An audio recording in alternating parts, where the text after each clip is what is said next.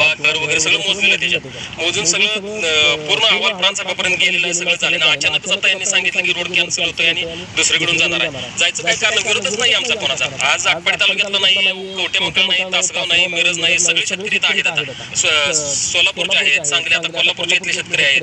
आणि विरोध कोणाचा आहे? हे फक्त विरोध आहे बसवायचा आणि फक्त त्याच्यासाठी आला चेंज करायचा विरोध आहे म्हणून.